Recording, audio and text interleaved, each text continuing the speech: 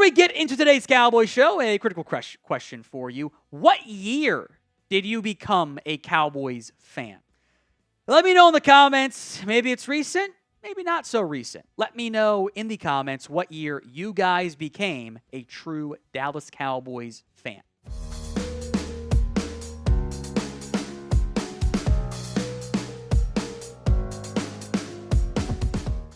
Now, today's show is heavily salary cap focused, and maybe it's not great news for the Cowboys, but in reality for the salary cap, the Dallas Cowboys did get some pretty big news over the weekend.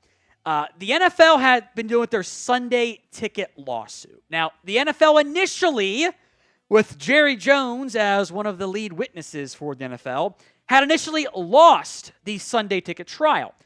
The jury had awarded a roughly $4.7 billion verdict against the NFL to the plaintiffs. With USA's antitrust laws, that would have been worth more than $14 million. But then the judge said no, and he tossed it out. Here's what U.S. News, and we're putting it kind of as a good summation of what happened here that's not as heavy on some of the legal jargon. U.S. District Court Judge Philip Gutierrez, to vacate the verdict, wipes away these damages with no retrial. The judge also ruled that the case could not proceed as a matter of law, granting the NFL a full victory in the lawsuit unless the plaintiffs can persuade a federal appeals court to reinstate it. So the judge said not only did the jury not follow the instructions they were given, the testimony that he allowed initially wasn't what he thought it was going to be, and said this is out, therefore the jury ruling was out. They also didn't follow the rules. All of this is a no-go. He said the jury did not follow its rules. He could have had another trial. He said no. There can be another appeal. That won't be easy to win, by the way. Also, I'll say this as we get kind of deep into the legalese here. If this ever goes to the Supreme Court, the NFL is going to win. The NFL will win at the Supreme Court.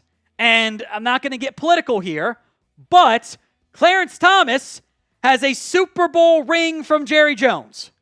I wonder which way Clarence Thomas is going to lean. Be honest there. Now, I'll say this part too. As it relates to the salary cap, probably not the only good news to come out. This, of course, comes on the heel, as we'll get into, of Jerry Jones saying, I know the cap better than anybody. We're going to have to deal with that Sunday ticket lawsuit that we lost. And then they won it like 3 days later. Suspicious. My concern is that was always just an excuse from the Cowboys, that they don't want to spend the money that other teams do. So will the Cowboys ever spend in free agency? Y for yes, N for no. Go ahead and sound off for me in the comments, at the pinned comment, actually, of today's show. Do you think the Cowboys will ever end up spending even just an average-ish amount in free agency? Y for yes, N for no. Here's what Lloyd Howe, who is the NFL Executive PA Director, or NFL PA Executive Director, I got that mixed up a little bit there, said about the potential 18th game, which it certainly seems like we're going to end up having in the not-too-distant future here. We have talked at a very, very high level, superficially, with, this is something we should be looking at, should kick the tires, understand what goes in, everybody else around that decision-making process. Now, this also, of course, comes on the heels of Roger Goodell has openly campaigned for the 18th game. This is a key priority for the NFL. Joe Burrow, Bengals QB, has already said his support for this, what the 18th game schedule should look like, which, by the way, also adds bye week, which I think is actually a bigger boon for the salary cap because that's an extra week of TV contracts. That's 2 more weeks you're adding to it, by the way. Here's what else Lloyd Howe said. The simple fact of the matter is when you have a growing enterprise and there are opportunities within the intervening period of time where progress could be made and you could tweak the existing CBA legal document, why wouldn't you want to do that? I call it bargaining. I call it amendments. I call it updates to what is now a living document called the CBA. I want to have our membership to jump on it when we can, not wait until their playing days are done and it's like you go through the cycle all over again. So between this and the no-ticket lawsuit, why does this matter for Dallas? Simple. Number one, more games, more money, and a bigger salary cap. I had initially thought if the NFL didn't come back and win that Sunday ticket lawsuit, the 18th game schedule would have basically helped negate that. Could have been $18 billion loss for the NFL. If there is no Sunday ticket verdict, there is no multi-billion-dollar payout, and the increased revenue you get from all these TV deals, the NFL is still king, audience remains crushing it across the board, that's even more money in the pockets of ownership, and that thus gets passed down to the players, and the salary cap continues to rise. Now, today's show is made possible by Game Time. If I'm going to a sporting event, which I don't really go to NFL games anymore, but I'll go to baseball games, concerts occasionally. The wife likes her theater. I use Game Time because there's no better ticketing app out there. The Game Time guarantee means you'll always get the best price. If you find tickets in the same section and row for less, Game Time's going to credit you 110% of the difference. Game Time loves their fans, and they are committed to ensuring an outstanding experience when you buy from Game Time. Lowest price guarantee, event cancellation protection, 24-hour returns guarantee, job loss assurance, on-time ticket delivery. They take the guesswork out of buying tickets, and they're going to give you $20 off your first purchase. Simply download the Game Time app at gametime.co, create your account, and use code CHATSPORTS for $20 off your first purchase. Now, make no mistake, terms apply, but create your account, redeem code CHATSPORTS SPORTS, that's Chat Sports, for $20 off. Link will be in the comments and the description of today's show. We have at times in the past gone into some of the details in the Cowboys salary cap space. Over the cap and their projection, so it is a projection, so the overall cap number might change, the rank will not change. Next year, with all the dead money boogeyman BS, the Cowboys have the 5th most cap space in football. In 2026, they have the most cap space in football. 2027, they're 10th, but that number is so astronomically high, it's because, like, most teams have a dozen players under contract. That's how this works. If someone was like, the Cowboys have 20 unsigned players, I'm like, yeah, that's like bottom 10 in the NFL. That's actually low for where we are right now. It's not that many. The Cowboys, in reality, aren't actually paying people long-term. It's Trayvon Diggs and Terrence Steele, who they can cut if they need to. That is why this complete lack of movement is so frustrating. There's not just money in the banana stand. There's money in all of the banana stands. There's so much available for Dallas that it doesn't make sense why they're not spending it. They have to spend more money to reach the salary cap minimums. The salary cap has jumped. 5% growth in 2020. There was a 7% drop-off in 2021 that has quickly been eradicated by a 14% jump in 2022, an 8% jump in 2023, and a surprise 13.6% jump in 2024. These trends are going to continue, folks.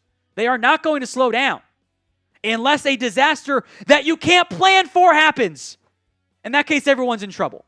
You cannot be worried about your rainy day fund when the forecast says, hey man, you live in the Sahara Desert. It ain't gonna rain. Spend your money. So this was the quote from Jerry Jones a while ago saying, hey, going to be a lot of ramifications on the cap as all the Sunday ticket lawsuit. It has to be considered. Doesn't make me fair, but it's a fact. I think I know better than anybody of what the cap will be 4 years from now. No, you don't, Jerry. I'm sorry. You do not. I don't believe you. I think this is ego speaking because he propped up the Sunday ticket lawsuit and it's gone. Like that.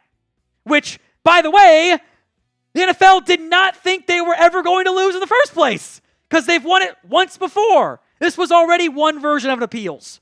Like, that's what's frustrating to me. It is an excuse. It's not a reason. It's an excuse to not spend money.